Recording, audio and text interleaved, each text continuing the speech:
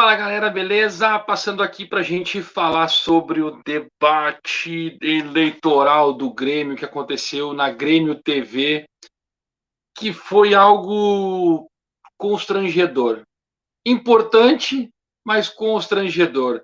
Mostrou, por um lado, o que realmente está acontecendo dentro do Grêmio, uma briga de poder, querendo mostrar quem é o melhor, quem fez melhor e quem pode tentar ganhar o voto do associado por conta de suas conquistas internas, e isso é válido, tu mencionar isso, mas ao mesmo tempo é constrangedor porque em vez de fazer isso e almejar esse lado de que tu conquistou e que tu adquiriu ou contratou ou teve títulos, tu agredir outros. Eu não estou falando dos dois candidatos a presidente, Odorico Roman e Alberto Guerra. Tive o prazer de entrevistá-los, conversar pessoalmente, e aí a gente consegue ver que num debate algo muito acirrado ocorreu, e eu quero falar sobre isso com vocês. Então, vamos debater aqui, comenta aqui o que vocês vão achar, o que vocês acham, mas dá o like aqui para mim, se inscreve no canal,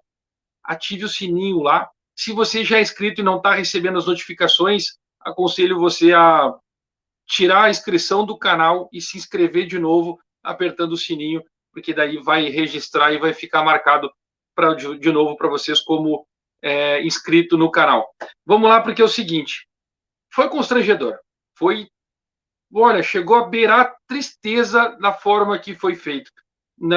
Eu cheguei a mencionar numa live que eu participei agora com o Caju Tricolor, que os dois candidatos perderam a oportunidade de alçar e fazer perguntas falando sobre as suas conquistas, seu tempo, né? Porque cada um passou 2 anos ou 3 anos, próximo de 3 anos dentro do Grêmio, e ele tem tanto tempo que eles passaram, 2 a 3 anos é muito tempo, que tu pode, num debate de 2 horas, contar a cada 5 minutos um momento marcante do teu período dentro do clube.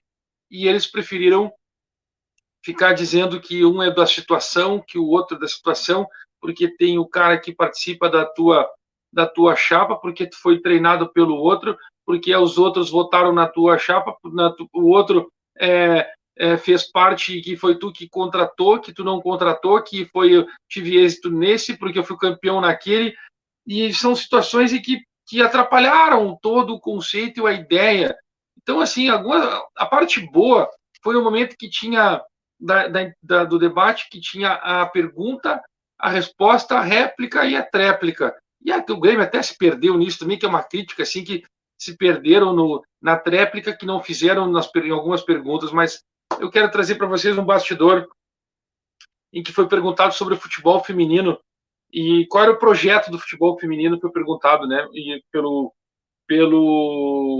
por eles, né, pelo Odorico, depois vem a resposta, a réplica, a tréplica, e aí eles falam assim, o investimento tem que ser feito no retorno. O importante do Grêmio é repetir como um time grande. O Odorico responde a pergunta, como um time grande. Então, ele fala que existe formas de tu conseguir assim, uma receita para poder investir no futebol feminino. Mas a pergunta que é correta do futebol feminino é: qual o projeto do futebol feminino? Tem que trabalhar o futebol feminino como trabalho masculino. Essa seria a resposta igual. Com departamentos iguais, com equipes diferentes, mas com departamentos iguais. O mesmo modelo do futebol feminino, do masculino tem que ser no feminino.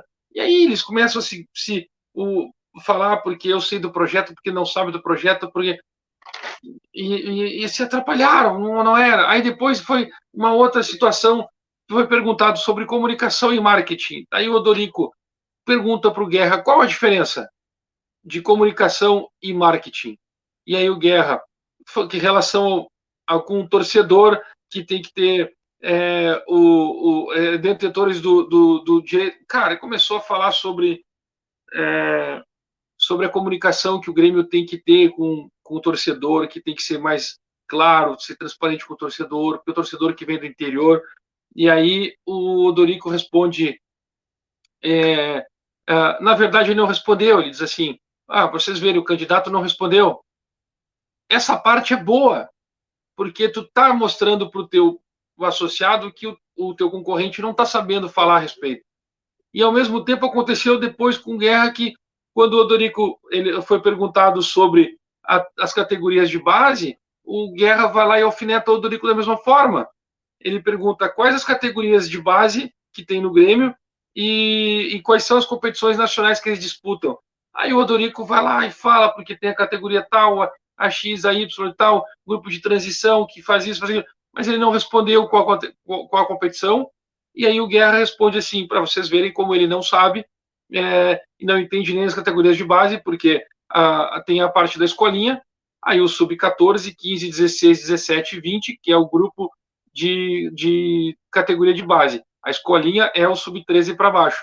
E o grupo de transição não é categoria de base, o grupo de transição faz parte do profissional, porque eles têm contrato profissionais. Não, é considerado uma extensão do profissional. E aí, então, assim, essa parte foi boa, porque um alfineta o outro, mas com argumentos que tu não respondeu, e aí tu pode dizer, olha, ele não respondeu. Tá vendo, associado? Ele não respondeu. Mas quando chegou na parte dos 10 minutos, que um fala com o outro, que tu não fez, porque ele fez, porque aquele outro, foi trágico o negócio. E aí, eu quero levar para vocês, torcedores, a sensação que eu fiquei. É uma opinião do que eu fiquei relacionado aos dois candidatos, e eu não vou abrir meu voto, porque eu entrevistei os dois. Inclusive, vou deixar aqui para vocês, eu vou fazer as duas entrevistas que eu fiz com eles, eu vou fazer aqui um recorte das perguntas e vai aparecer só eles falando, e eu vou jogar aqui no canal para vocês nessa sexta-feira. Então vai ter um período do Odorico respondendo as perguntas, mas só ele falando a live inteira, o vídeo inteiro, e depois só o Guerra falando o vídeo inteiro para vocês entenderem e verem o que eles falaram, e vocês vão conseguir imaginar qual é o tipo da pergunta que foi feita. É um conteúdo que eu imaginei fazer que vai ficar muito legal e vocês entenderem por que chegou nesse nível o debate. Na minha visão e na minha ideia do que eles proporcionaram para o associado estar no Grêmio TV, é que o Grêmio vai continuar. A mesma coisa que continuou em 2021 e 2022. O fato do Grêmio ter caído em 2021, a gente já fala que é um processo decadente que começou a correr em 2019, lá daquele 5-0, talvez um pouquinho antes, o 5-0 contra o Flamengo, que tinha aquela soberba do Renato que o Grêmio era o melhor futebol, jogava o melhor futebol. E ele falava isso o tempo inteiro. O Grêmio jogou o melhor futebol até 2018. 2019 o Grêmio começou a cair e não se atentou para isso. Começou a investir em jogadores de ter mais cancha, mais experiente, e não quis utilizar os jogadores de base naqueles setores em que o Grêmio acabou contratando. O Grêmio vendeu jogadores para trazer jogadores experientes para outro setor e não conseguiu mesclar isso, ou seja, o Grêmio não tirou os jogadores experientes, não fez a renovação. E a gente tem o maior exemplo de renovação hoje no futebol brasileiro, que é o Palmeiras, que está dando aula de renovação. O Palmeiras conseguiu reformular o grupo dele em 2 anos, ele conseguiu tirar todos os jogadores de experientes, eles conseguiram trazer jogadores de chamados meia-idade, que é o dos 23 aos 29 anos. E aí tu consegue fazer a renovação. Enquanto tem jogador de 30, 31, 32, tu consegue dar o estofo. No passar do momento que ele atingiu os 33 anos, já tem que trocar, já tem que se desfazer, ele tem que ir para um outro nível de futebol e tu renovar se tu quer continuar estando no topo. Isso faltou para o Grêmio. E essa parte que quando é perguntado sobre contratações, sobre qual é o projeto, quais são os jogadores possíveis, que até o torcedor fez essa pergunta que o Grêmio trouxe, eles não falaram, eles não trouxeram isso, eles não abriram isso para o torcedor. E aí a torcida fica meio preocupada com esse tipo de situação, porque apareceu uma guerra, uma briga entre eles, uma batalha, e tu já fica pensando, o que vai acontecer em 2023? Esse é o meu sentimento. O que vai acontecer? Eu sei, eu estou tendo informações, estou trabalhando, buscando informações a respeito de finanças, de contratações, de movimentações, que possivelmente possa acontecer. Então, eu já consegui identificar que tem uma movimentação sendo feita agora, visando 2023, sem esses dois candidatos presidentes estarem presentes. Então, tem algo turbulento para acontecer no Grêmio e a gente não está sabendo, como torcedor, o que pode esperar de 2023. Mas aí, tu analisa a função do executivo, em que o Guerra avisa que é o Caetano, que é o Rodrigo Caetano, que ele é o executivo dele, que ele vai fazer de tudo para contratar, e a gente sabe que as finanças do clube, como eu já noticiei no meu canal, já noticiei nas minhas redes sociais, estão prejudicadas. Hoje à tarde, o Carlos Amodeu deu uma entrevista falando sobre finanças, em que o Grêmio vai fechar com um déficit bancário. A gente sabe que o valor é 68 milhões de reais. Ele não quis abrir o número correto, ele falou que é entre 50 e 70, mas é 68.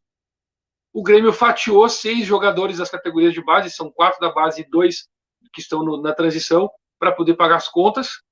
E aí ele abre depois dizendo assim, confirmando que o Grêmio ainda pegou adiantamento das cotas de TV de 2023 para poder pagar os salários de final de 22 e início de 23. O rombo é muito grande.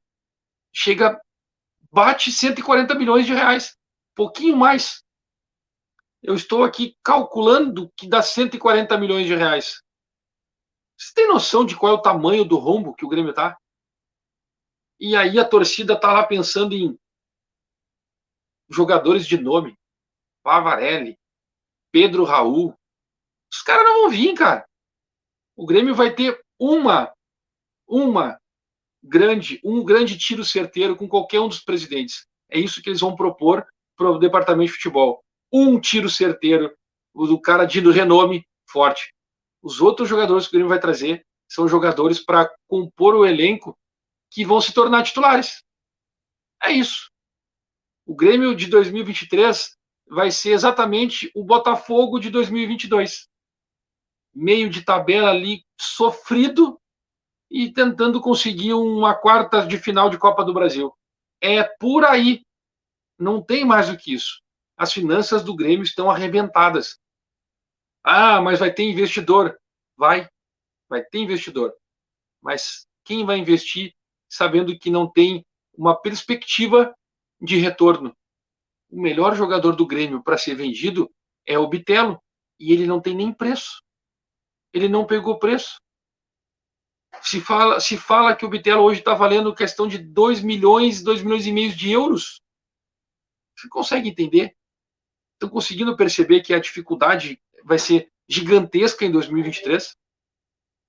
O Rodrigo Roman fala que anunciou o CEO do clube, mas ele quer contar com o Alexandre Matos, que hoje nem é executivo de futebol no Atlético Paranaense. Ele faz ele gerencia o clube, o futebol do clube, mas ele não é o executivo. Ele não é o cara que executa. Ele gerencia a movimentação e ele mapeia o que está acontecendo no futebol brasileiro para deixar o Atlético Paranaense com sempre alerta, com o alerta ligado. E aí tem um executivo e tem um diretor de futebol que era o Filipão. E não acabou não executando a função, acabou virando treinador. As coisas fora de contexto, sim. Até nisso ficou um pouco bagunçado. Mas os projetos que eu conheci, que eu vi no papel, eles são bons, são aplicáveis, são fáceis de ser executados se tu colocar as pessoas corretas. E esse é o ponto principal que tu precisa acertar.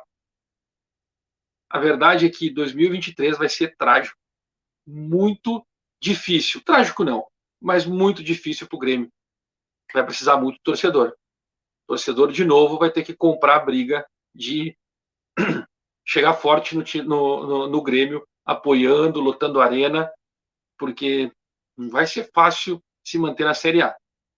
Dá o like, se inscreve, ative as notificações que eu tenho para falar de informação, e a minha análise do debate era isso. Eu volto com mais notícia para vocês, que é Grêmio.